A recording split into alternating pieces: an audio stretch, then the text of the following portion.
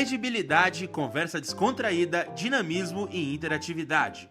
No ar, podcast com Rodrigo Carpati. Um oferecimento, Haganá e Fast for You.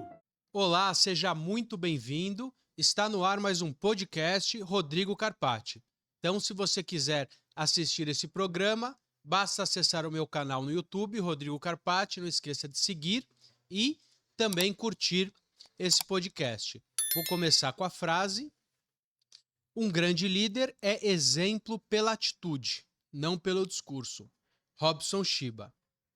E eu já aproveito para falar do meu convidado de hoje, e ele pode também comentar essa frase, porque com certeza ele é um grande exemplo de homem, ser humano e de advogado.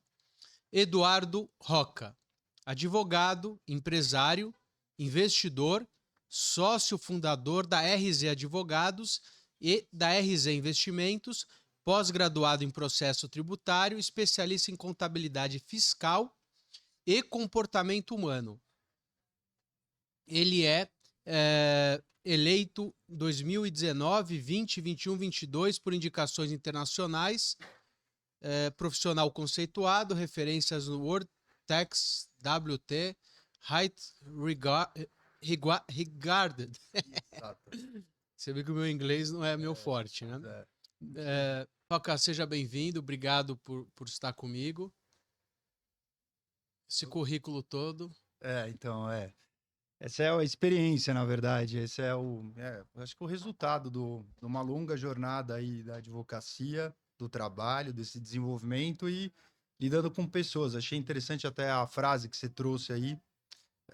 Tem as vantagens e as desvantagens de você liderar algum projeto, alguma coisa que você está idealizando.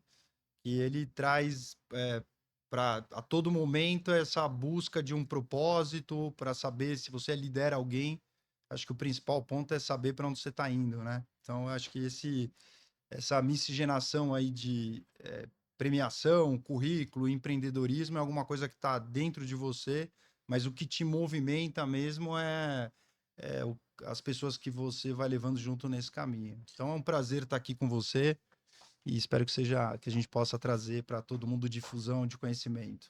A gente sempre bate papo e com certeza falar com você é sempre muito enriquecedor. Primeiro, pela figura que você é, pelo carinho que eu tenho por você e pelo seu conhecimento. Então, eu quero que as pessoas que estão nos assistindo possam experimentar um pouco desses papos. Então, vamos conversar livremente sobre tudo. Você, além de ser um grande empreendedor, é um grande advogado, é um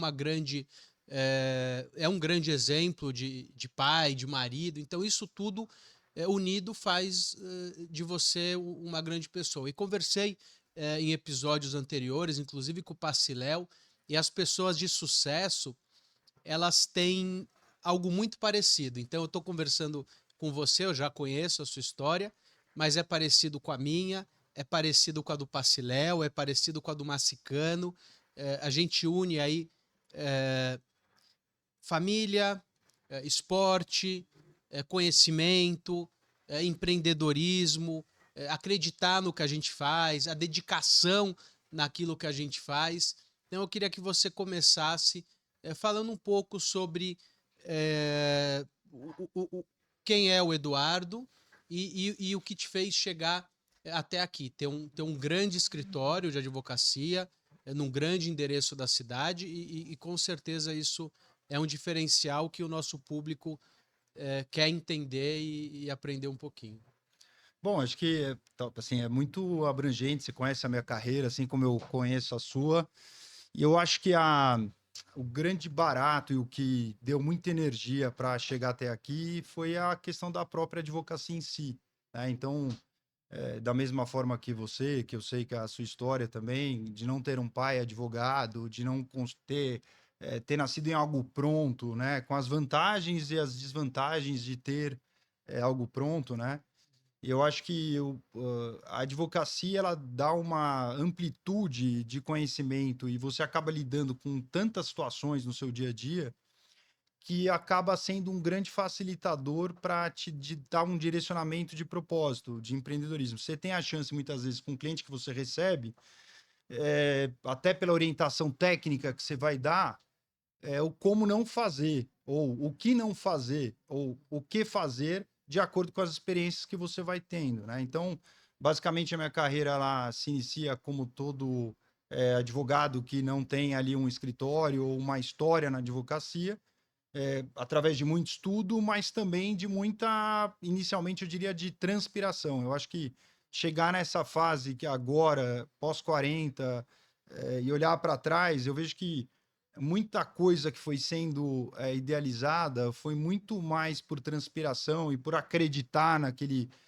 que aquilo podia dar certo do que como um projeto, né? Então, Como é que o livro fala? 99% transpiração e 1% inspiração. eu diria que é muito pouco. Talvez a inspiração aí seja mera intuição, nem porque aí eu começo a minha carreira terminando a faculdade e aí eu fui sendo direcionado, né? Que a gente sabe que você procura os estágios nos melhores escritórios, na Big Four, mas na verdade você acaba caindo aonde te aceitam, né? Então acho que até para quem está começando essa carreira jurídica, ou como empreendedor ou em qualquer aspecto da vida, tem o fator ali sorte da onde você cai e se dedica. Então eu caí na antiga BCP, que hoje é a Claro, na área tributária, fazer meu estágio, então aquela coisa, faz faculdade à noite, estágio durante o dia, e na área tributária. Naquela época ainda não tinha nem celular, então estava se discutindo a incidência do ICMS naquelas habilitações.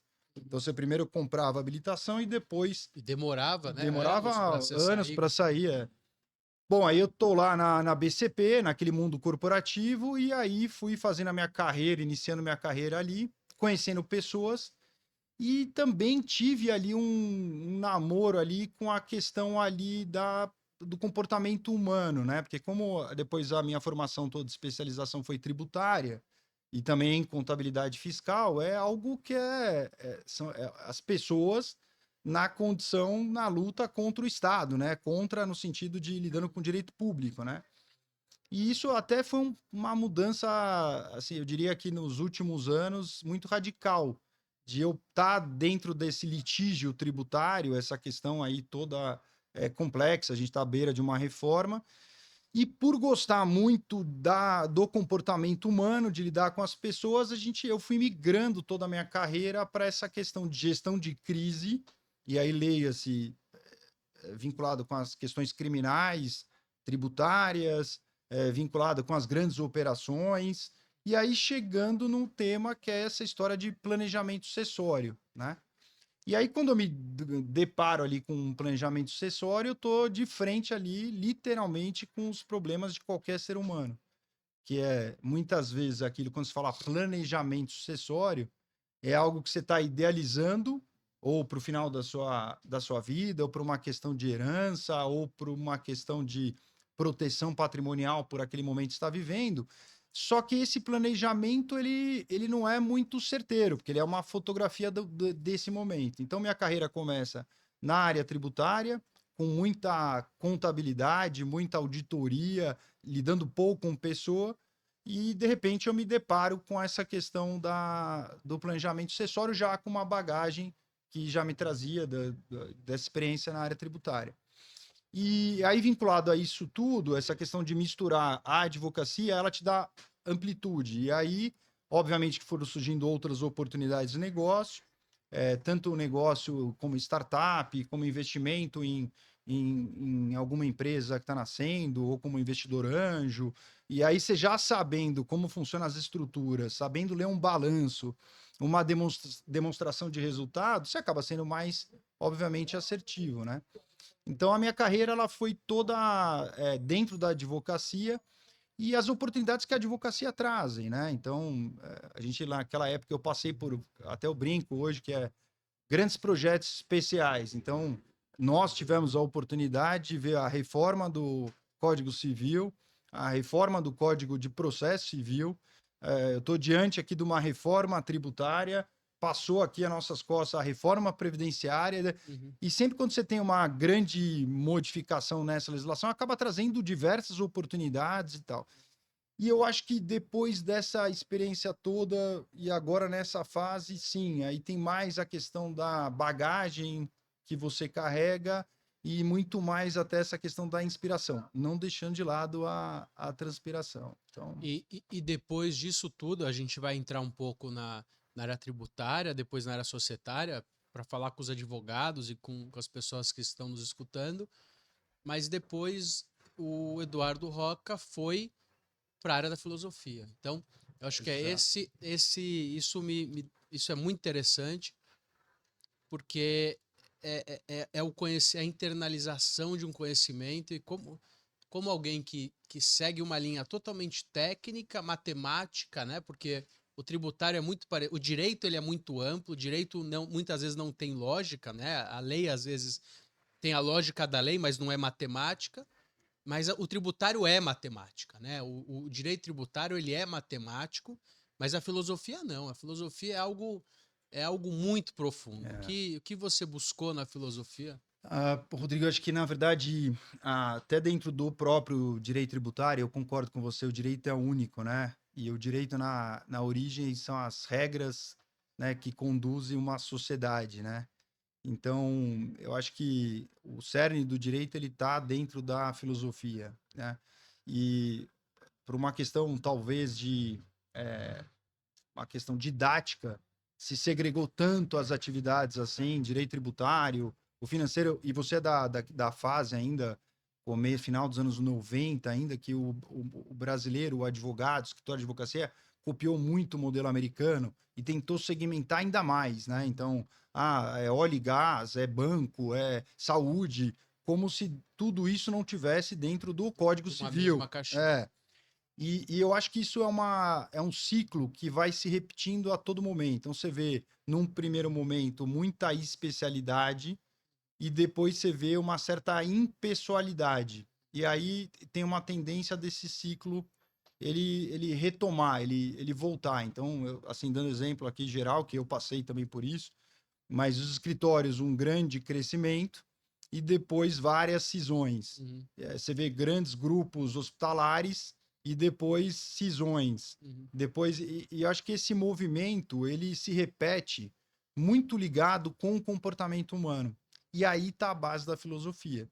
Então, acho que muito do que se repete, eu acho fantástico isso, eu acho bacana pra caramba, que na verdade, hoje com a internet, essa possibilidade de você difundir as questões de filosofia, mas muito do que se fala aqui, então, escassez, venda, comportamento, isso já tem desde lá na mitologia grega, né? Então, na verdade, é só a forma das parábolas, já está já na Bíblia, está na Torá, está no Corão, e na verdade é uma forma de interpretar. E curioso que com a internet você acaba tendo uma difusão muito desses conceitos.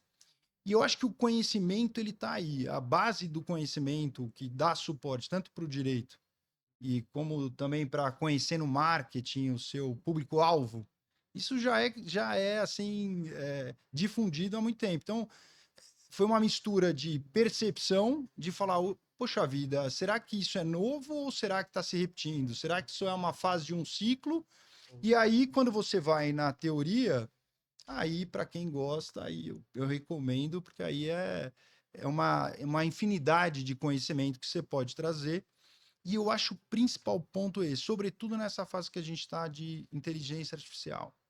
Você pode ter o melhor sistema de inteligência artificial para colher jurisprudência, para ter uma boa doutrina, mas não tem nada igual do que você tratar um ser humano como um ser humano e ter o toque, né? Isso a gente vê muito na área da saúde, eu sempre dou esse exemplo.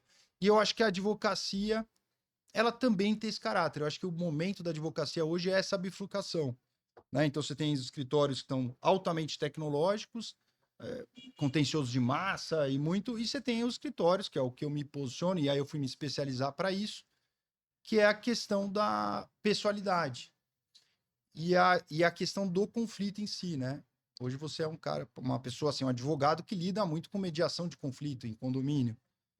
E eu tenho até uma pergunta para te devolver. Você acha que os conflitos aumentaram nos últimos anos ou diminuíram? Antes de te responder isso, eu vou fazer um comentário do que você falou, porque isso é muito interessante. Vou te devolver uma frase do Jung, que fala: domine todas as técnicas, conheça todas as teorias, mas ao tocar uma alma humana, seja simplesmente outra alma humana. Então, eu acho que isso a gente busca na filosofia. E eu lembro do meu pai a vida inteira falando do Exupéry, que ele falava: tu te tornas eternamente responsável por aquilo ou por aqueles que cativas. Então, Exato, Pequeno Príncipe. eu acho que é isso, o Pequeno Príncipe, exatamente. A gente tem que entender o funcionamento do mundo, nós somos empreendedores, a gente tem que estar à frente. Eu acho que é uma visão que tem que estar.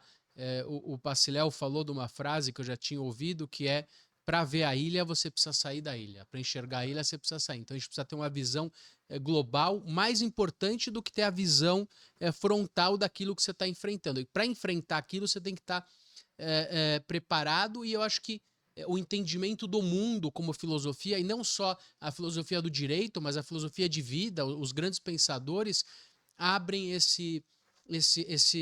essa oportunidade.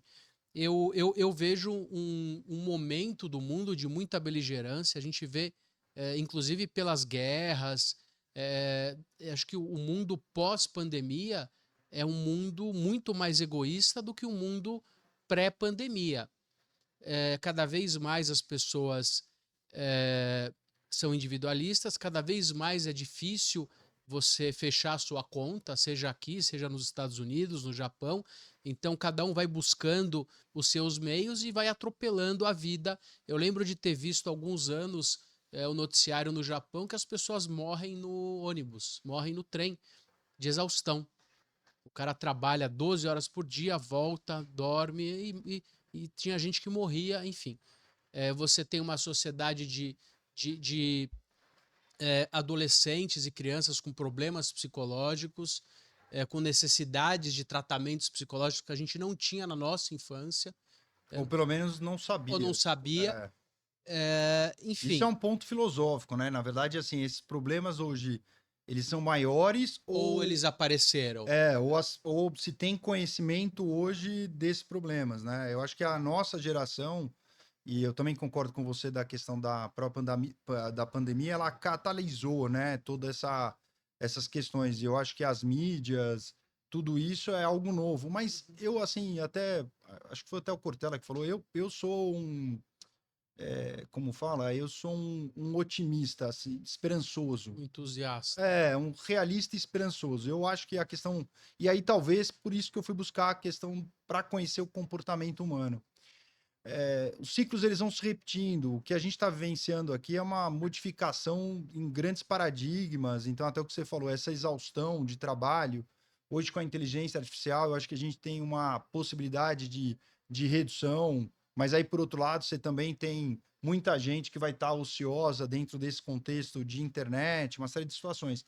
Mas dentro desse conceito cíclico que a filosofia traz, eu acho que nós estamos num momento hoje em que o ponto-chave são as pessoas que vão conseguir reduzir os conflitos.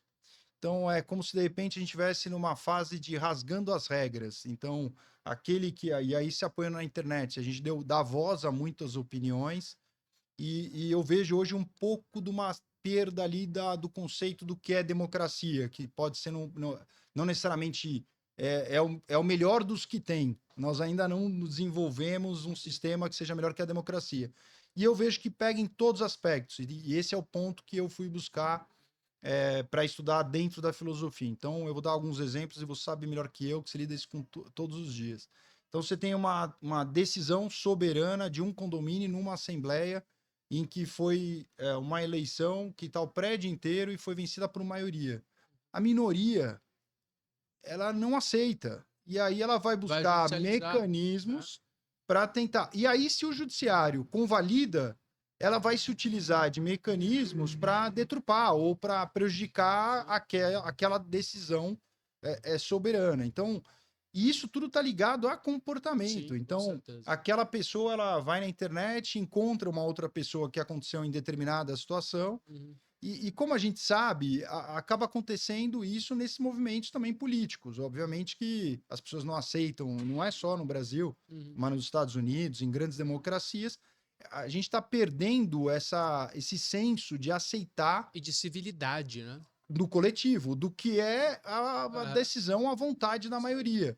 Então tem um desequilíbrio ali dentro do contexto do comportamento. E aí, para o direito em si, para aquilo que me toca, hoje eu vejo que o grande desafio é você conseguir mediar esses conflitos, sobretudo em planejamento sucessório, que aí diria que planejamento sucessório dentro de direito civil, tributário e societário, vamos dizer assim, ele tem três objetivos: uma proteção patrimonial, uma definição do que é sucessão e uma melhor eficiência tributária.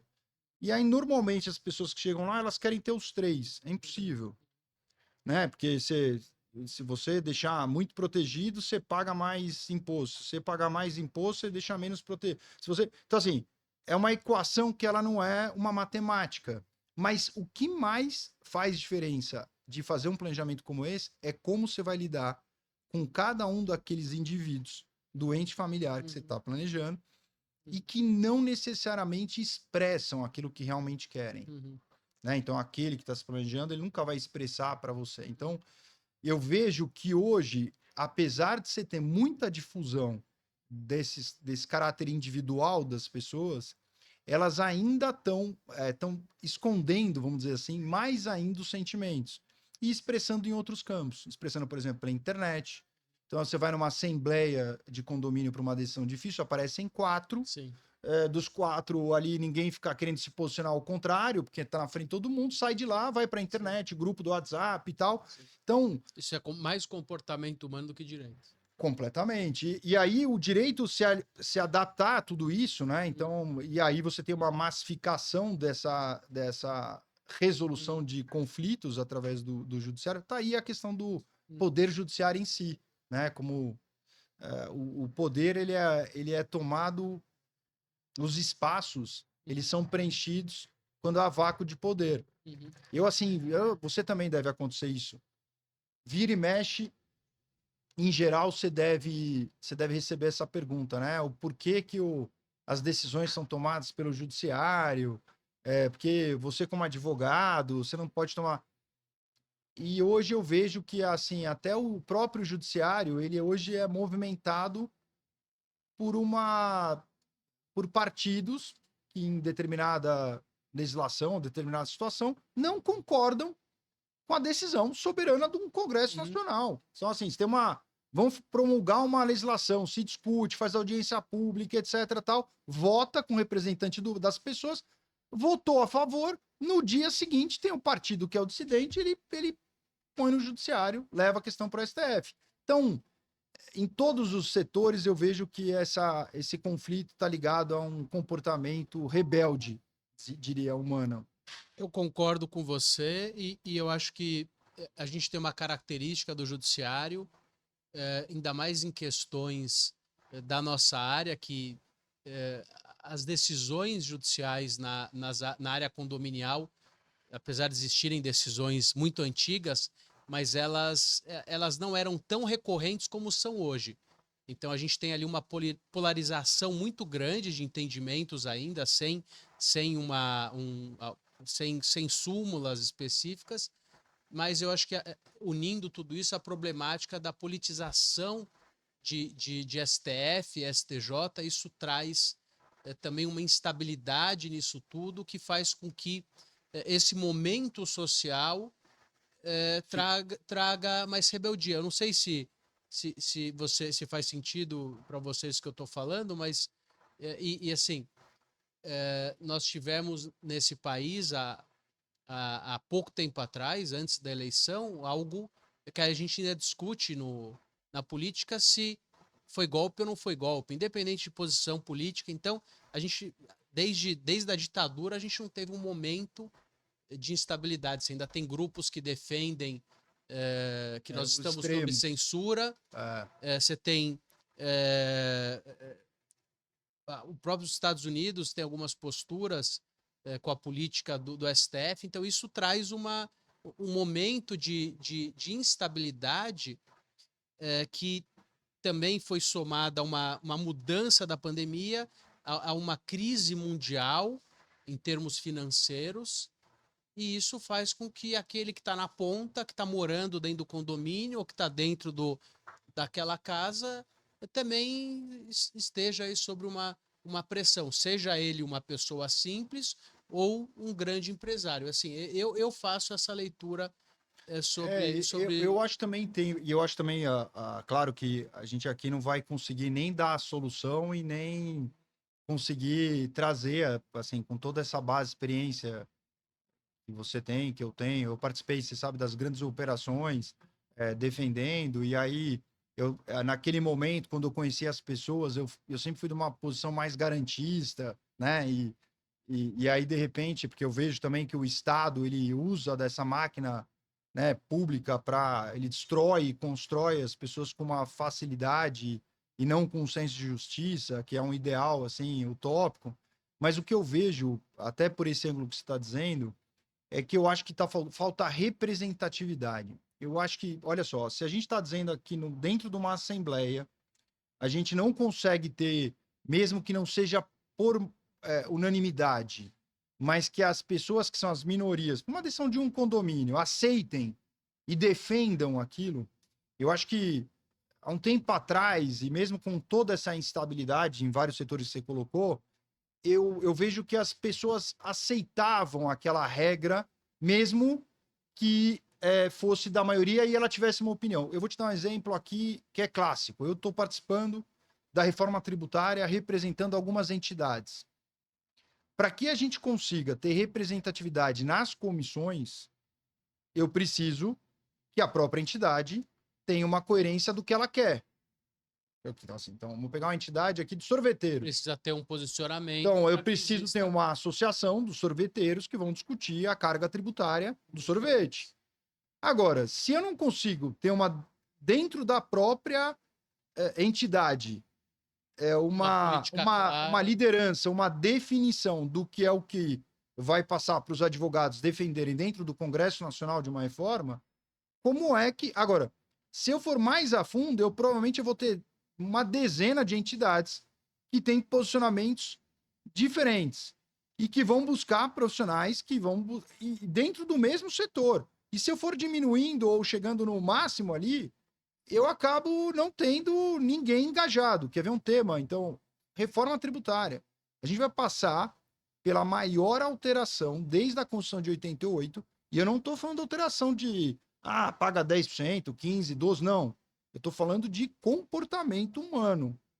O comportamento hoje do empreendedor médio, ou do pequeno empresário, ou de uma MEI, de uma pequena empresa que está rodando de Uber hoje, vai mudar completamente. Quais são os principais impactos? Eu acho que, assim, se a gente for ficar falando aqui no técnico, sempre a gente tem uma tendência de fazer uma crítica.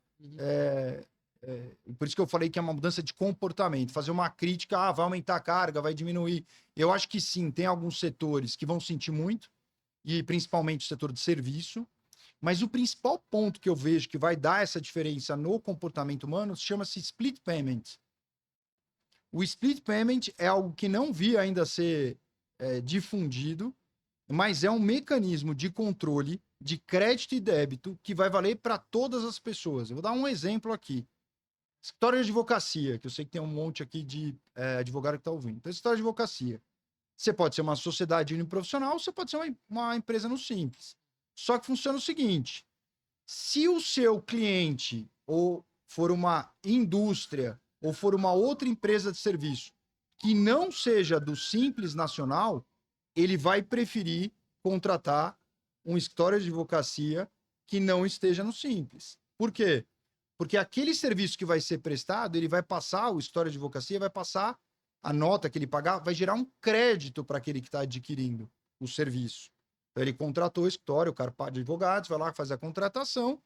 A depender de quem está contratando, ele vai falar, peraí, pelo preço que esse está me cobrando e o preço que esse está me cobrando, só que esse aqui eu tenho crédito e esse aqui eu não tenho crédito. Só que isso vai ser implementado de forma muito rápida, não é você que vai decidir. Quando você fizer a emissão da nota, já gera. Eu vou te dar um exemplo que está sendo discutido hoje, já tem tecnologia para isso. Por exemplo, eu e você combinamos aqui de ir almoçar ou fazer uma viagem. Eu falo, olha, eu vou marcar lá o almoço e eu vou pagar para você. Se você da pessoa física fazer um Pix para minha pessoa jurídica, você emite minha nota.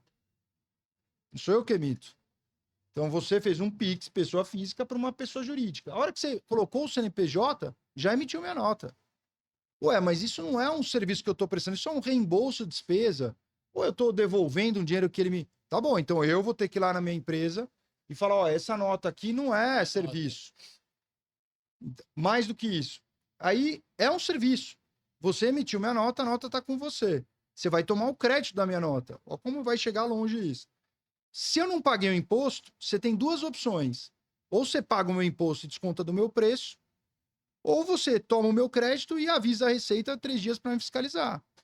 Isso, não estou falando que é novo. Isso já passou. E a sociedade civil, poucos foram discutir a temática. Estava se discutindo, alíquota de 12, alíquota de 26, 27,5, tributo. Não. Você teve uma modificação do sistema, ou seja, aquela característica que a gente vê muito. Cliente estrangeiro, gringo, que vem para o Brasil, o que ele faz? Ele vai na padaria, ele compra um docinho, ele pede nota. E por que ele pede nota? Porque aquela nota que ele tá, o gasto dele vai ser dedutível lá na empresa que ele trabalha, ou se ele tem um regime caixa no imposto que ele vai pagar. E esse comportamento nós não estamos adaptados. Então, eu estou dando um exemplo. Não, e grande parte da nossa economia é informal ainda. Completamente informal. Tanto é que se discutiu muito isso, né? Então, a reforma tributária com essa implementação é que, eu contando aqui, é complexo, mas é muito parecido com a nota fiscal paulista. Imaginar aqui, então assim, você fez a compra, gerou um crédito, tem um site lá, um aplicativo, você vai ver a quantidade, mas isso vai valer para todos. Então, eu estou dando um exemplo de uma modificação gigantesca e qual a tendência pós-reforma no momento em que estamos atual. É uma judicialização de várias temáticas, tal qual foi a reforma trabalhista. A nossa reforma trabalhista passou há 5 anos atrás. Mas o quê? Para tentar impedir esse... Ou para bloquear, ou para... É como se de repente... Exato, é como se de repente as pessoas, por falta de representatividade, perdessem a oportunidade de discutir. Já passou a assembleia do condomínio e depois a assembleia agora fala, não, agora eu quero... Eu vou te dar um exemplo só que acho que é interessante para passar. Isso foi, assim, amplamente divulgado, que a carne... Olha como que é essas contradições. A carne, e obviamente muito bem representada, ela quis entrar na alíquota reduzida para entrar com produto de cesta básica. Estamos lá discutindo toda a questão e você tinha a representação do setor da carne, querendo que a carne entre para a cesta básica para ter uma redução de imposto. Quando, de repente, alguém lá levanta e fala, poxa vida, olha, a carne, o preço que dá a carne, acho que ela tem que ter, sim, essa redução, e com um estudo, demonstrando a necessidade de consumo de carne e tal. E aí alguém levantou e falou, e a carne processada? Que é a mais barata? E o frango? Nuggets, salsicha, linguiça, isso entra para a cesta básica? Não. Aí entrou o pessoal da saúde pública. Não, isso é ultraprocessado. Peraí, então só para a gente balizar a situação. Então a carne vai para a cesta básica com alíquota reduzida, leia-se cesta básica. É para que toda a população possa ter acesso àquilo. Agora, a população, nem todos podem ter acesso à carne. Então você tira da cesta básica, que tem uma alíquota maior, a salsicha, o nuggets. Então, assim, tem essas contradições que acabam sendo discutidas e que eu vejo que falta a representatividade. E depois que entrar ou não entrar, vai se aí você vai discutir, falar, peraí, mas quem consome carne da cesta básica? E que daí viram aquelas emendas ou aquelas situações, aquelas aberrações normativas, que algumas, a gente costuma falar no país, tem lei que pega, lei que não pega. E aí começa a ser o que você colocou, a interpretação do judiciário. Então, assim, se eu hoje judicializar... O legislativo faz a lei, mas você passa a ter um judiciário legislando também. E por que o judiciário ele se sobrepõe a muitas questões porque está mal feito ali. Porque faltou representatividade, Rodrigo. Eu acho que esse é o grande ponto. A gente viu, eu vejo aqui, e eu trabalhei com alguns casos nos Estados Unidos, aqui a gente tem esse clássico. Aumenta o valor do combustível ou do pneu para os caminhoneiros. O que o caminhoneiro faz? Faz greve. Aumenta a carga tributária do empresário. O que acontece? Nada. Então, o grande ponto... Agora, se você pegar hoje der subsídio para algum produto agrícola brasileiro e mandar para os Estados Unidos ou até para a França, que aconteceu agora recentemente da carne, que os empresários de De lá. países desenvolvidos... Ele vai no governo, ele derruba o governo. Ele derruba a representação. Ele chega lá e diz, ó, seguinte, olha, meu produto vai acabar. Então, o que a gente vê aqui no Brasil, talvez por ser uma democracia mais nova, é que você tem pouca representatividade. Eu, no meio da Operação Lava Jato, e alguns dos clientes que eu trabalhei na pessoa física gerindo a crise, não sou criminalista, mas 100% da Lava Jato foi dentro da Receita Federal. Então, naturalmente, gerou uma série de autos de infração e a gente acabou acompanhando.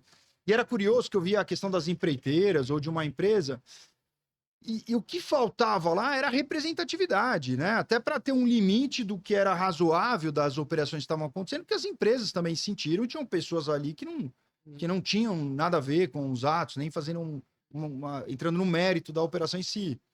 E o que a gente via era o contrário. Então, assim, saía publicado, o dia seguinte, você viu aquela construtora lá? Eu já sabia. Pô, mas eu sou construtora também. Eu já fiz. Então, assim, faltava representatividade com as empreiteiras, faltou representatividade. Onde tem ainda, você consegue enxergar. Por exemplo, Febraban, os bancos. Então, assim, eles têm representatividade.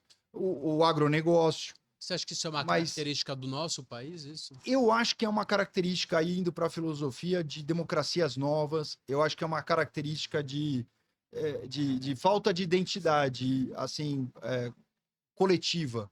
Então, eu vejo isso no comportamento humano no Brasil, assim, de forma muito assim, latente. Eu acho que tem solução. Acho que o tempo que calhou dessa percepção e a internet. Então, a pessoa sai da reunião de condomínio, não levanta a mão, nem para seu voto dissidente ali, né? A minoria falou, olha, eu tô... Depois ele vai querer anular. Mas aí ele vai via internet, junta mais 3 ou 4, manipula, tenta boicotar uma decisão da maioria. Então, eu acho que toda essa conversa nossa, a base se repete. Então, eu diria que estudar filosofia é quase você consegue prever o futuro. E aí está o empreendedorismo.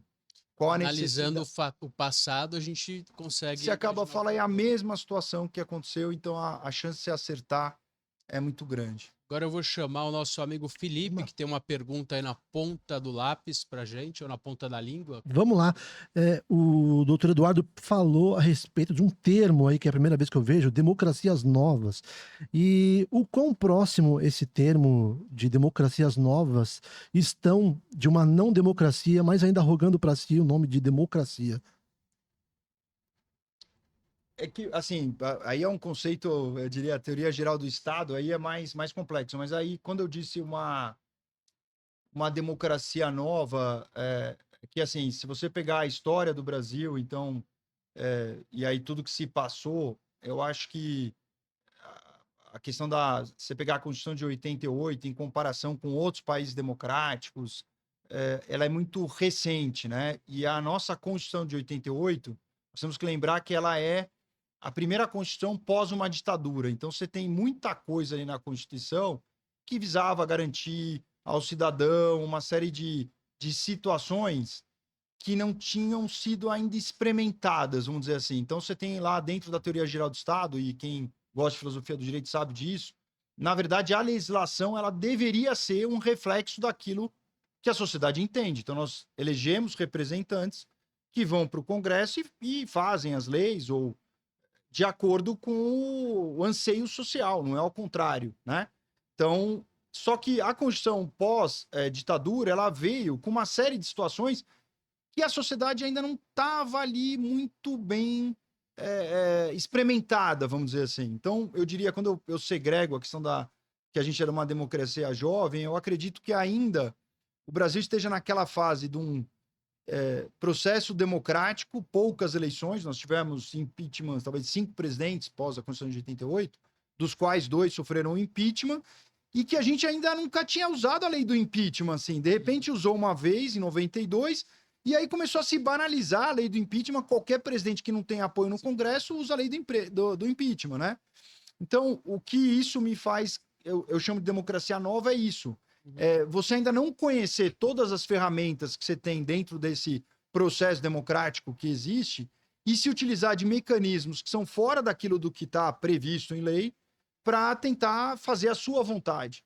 E eu acho que quando você tem democracias que são mais consolidadas, são mais antigas, por mais que você tenha nos Estados Unidos, que é uma democracia consolidada, essa polarização ideológica e tal, mas fato é É que mais consolidado. você está consolidado, né? Abala Não gera... menos as instituições. Isso. Então, quando eu me refiro à democracia jovem, eu me refiro a isso. Ainda as pessoas põem muito em xeque se era melhor, né? Assim, coisas absurdas. Ter o direito de votar, né? Então, ficou muito jogando até com questões lá, porque se não fosse determinada região, não tinha acontecido isso, não tinha... Mas aí tem que lembrar que, e é curioso até, que o Brasil, em 1988, que amplamente deu o direito ao analfabeto. Até então, o analfabeto não podia votar. E mais um pouquinho atrás, menos 100 anos atrás, a mulher não podia votar. Então, o direito a voto... um dos últimos países do mundo a libertar os escravos. E quando Dom João chegou aqui, em 1808, nós tínhamos um país com 2/3 de escravos. Então, assim, isso a gente está falando em 1800. É tudo muito recente, 220 e poucos anos. E como eu sou um otimista até, quando eu falo uma democracia jovem, talvez na qualidade de pai também de uma mocinha aí que somos, e em que você vai ver ela tropeçar muitas vezes, mas você ainda vê com entusiasmo, vê com otimismo. Então, quando fala democracia jovem, é no tom... adjetivando a democracia de forma se aprimorar positivamente. Então, acho que a gente tem que passar por vários processos, acho que vai ter alguns excessos, e a tendência, quando isso consolidar, aí chegando nessa fase que nós estamos hoje aqui, de maturidade. Eu acho que ainda falta a maturidade política. Quando a gente estava na escola, eu lembro, acho que talvez com 17 anos, você vai lembrar, a gente foi votar se a gente queria mudar o regime de parlamentarismo, presidencialismo. Você não lembra disso? Lembro, claro que lembro. Então, E é engraçado que nessa época, ainda você também deve lembrar, que teve uma influência da questão da monarquia, porque sim, os Orleans de Bragança. Não, e também estava passando uma novela, que alguma novela que tinha monarquia e tal, e isso influenciou muito, né? Isso foi em 94, talvez. Não, antes. Não? Antes, 93, 92. Em 94 foi já... Não, 90... Henrique. Não, foi no governo Fernando Henrique. Eu acho que sim. 94, Então, assim, você tem umas discussões, então, eu falo democracia jovem com otimismo de que a gente vai ter que passar por essa fase, e eu acho que também acaba influenciando muito essa questão da internet, né, da inteligência artificial. Esse negócio que estão colocando de inteligência artificial, o medo que estão colocando nas pessoas, é um negócio assim, eu como um otimista de novo aqui, eu fico até... Porque, olha, dá uma impressão que assim, nós passamos por tudo, né? Então, você não tinha celular, você não tinha internet, aí veio a internet e falou, não, agora é a revolução do celular, de fato, a gente não sai. Como é que era o barulhinho da Mandic lá? Exato. Não, até eu vi um pessoal comentando que achei engraçado que ele falou, minha filha adolescente, se ela ficar de frente, eu não reconheço. Mas essa parte minha dela que eu conheço perfeitamente. Sempre que eu olho, ela tá mexendo no celular. Então, é uma outra forma de encarar uma realidade que a gente tá vivenciando. E eu acho que a inteligência artificial também. Não precisa colocar pânico para as pessoas, né? Então, você ainda tem muito que a gente tem que evoluir dentro dessa... E eu acho que a questão que a gente inicia a conversa, que eu acho o grande ponto aí que vai ser mercado para muita gente que souber empreender, é a questão de ambientes de redução de conflito. Então, eu acho que tanto na própria internet ou movimentos de representação originais, eu acho interessante isso. Acho que o Brasil hoje falta muito a gente não se sente representado nem pelo político, nem pela classe. Eu acho que até a OAB faz um trabalho assim, muito complexo. Está se discutindo hoje no STF a questão se advogado público deve ou não estar inscrito na ordem dos advogados. E assim, eu tenho visto os debates ali, e na minha visão, acho que essa era uma discussão, nem deveria ter essa discussão, porque o advogado, se ele é público ou é privado, se ele é tributarista ou civilista, ele não deixa de ser advogado. E a ordem dos advogados, ela tá para representar um grupo. Olha o que a gente está discutindo hoje, e como tem a ver com aquilo que eu falei de representatividade. Quer dizer, o advogado público, ele dentro do gênero advogado, ele não se sente, ou quem que discutiu, representado pela Ordem dos Advogados, que talvez seja uma das entidades de maior representação de manutenção da democracia, etc. Então ele está discutindo, olha, daqui a pouco vai vir os advogados tributaristas e vão dizer, olha, eu acho que não sou representado, eu queria ter... Então, esse senso aí individual, então hoje fica evidente por isso. Felipe, mais uma pergunta. A gente está chegando ao final Vamos. desse podcast. Vamos, eu queria fazer uma pergunta hipotética, mas a resposta ela não pode ser hipotética, ela tem que ser com base na realidade. Vamos supor que 3 empresas querem fazer um aporte, as 3 juntas, de 90 bilhões e querem a assessoria da Rocas Weibel, né, para ver se existe segurança jurídica ou não no Brasil. Elas são empresas internacionais.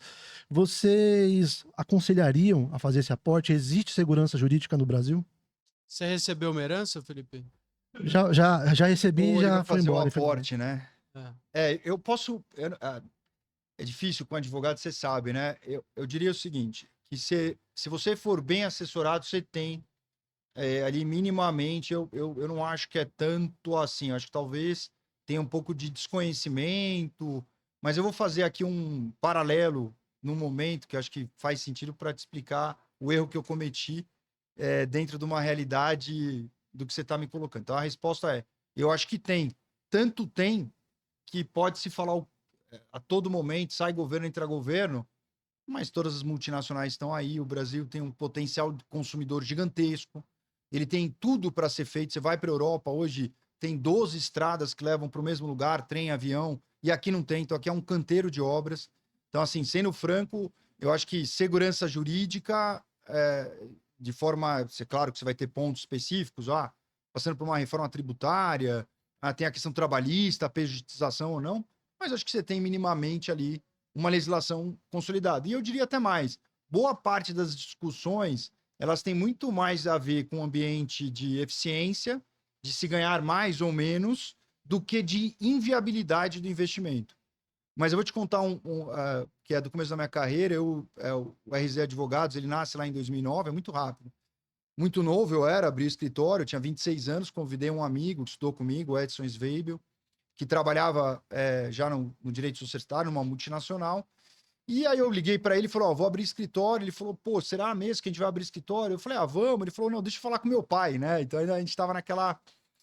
E aí era uma loucura, porque a gente estava bem encaminhado nas carreiras e a gente abre escritório. E aí abre escritório, a gente teve a ideia de chamar os nossos professores ou advogados mais velhos, que até para dar aquele caráter mais sério, mas do atendimento mais pessoal. Bom, passar 2 anos, o escritório foi crescendo, depois cresceu muito, aí passou por cisão, por todos os atropelos, mas o que eu queria fazer referente ao investimento, nós idealizamos fazer um roadshow pela Europa. Na verdade, o roadshow nem era para divulgar o escritório, era mais para que a gente fizesse uma viagem em amigos ali, né? E o pano de fundo era escritório. E a gente foi, e a gente deu sorte ali nessa viagem, que a gente conheceu o Vicente, que tá hoje na Espanha, trabalhava na Telefônica, que tinha acabado de voltar para a Espanha.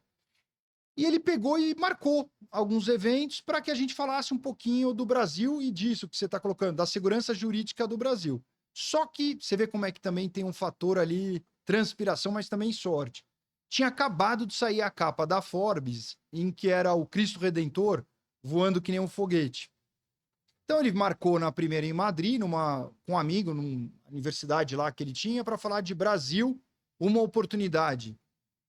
Quando, de repente, ele marcou a primeira, o cara do MBA lá da outra universidade marcou, aí o outro marcou. Bom, resultado, nós ficamos 30 dias rodando a Espanha e Portugal, em todas praticamente, as cidades de Sevilha, Madrid, Valência, universidade, e já estava marcando na própria viagem.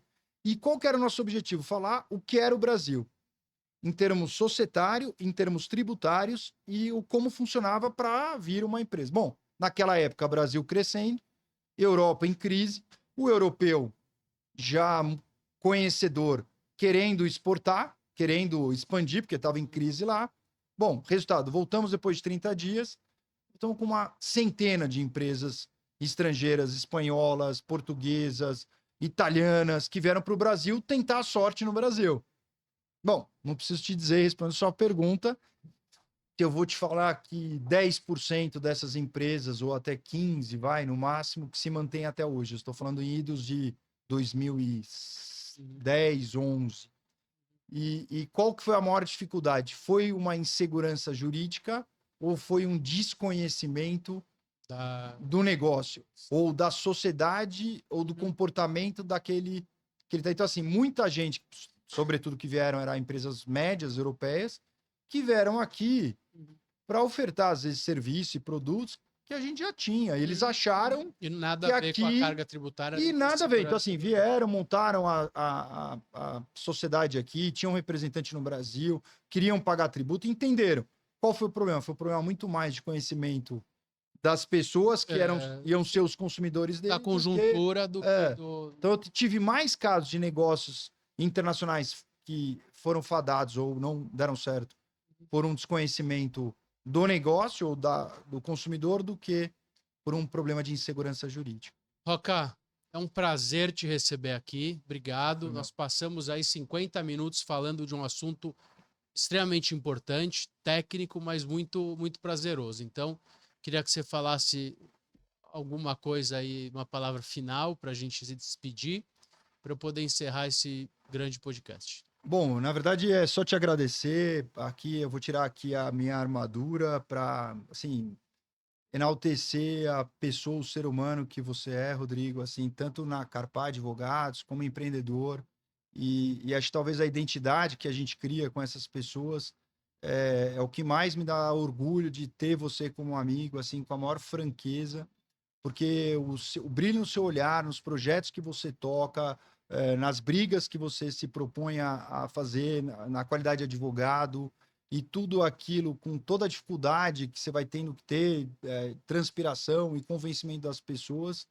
E agora, com esse podcast, ainda você querer difundir conhecimento e trazer pessoas eu acho que mais abrilhanta assim, o ser humano que você é. Então, o que eu tenho a dizer aqui é um agradecimento especial a você e que você continue com essa energia, empreendendo, desenvolvendo, gerindo conhecimento, que eu acho que se a gente vai ficar aqui no Brasil, a gente tem um papel, não colocar só os problemas para os outros, mas ter uma visão otimista e a gente trabalhar para pensar no coletivo, ser bom ouvinte, somos, e trazer oportunidades para esse país se desenvolver ainda mais rápido. Eu vou contar uma coisa que você já sabe, mas o meu público não sabe. Você é uma das pessoas que eu admiro e que me espelham. Então, e eu tenho essa missão. Eu trouxe aqui, trago as pessoas que eu admiro muito para poder compartilhar conhecimento.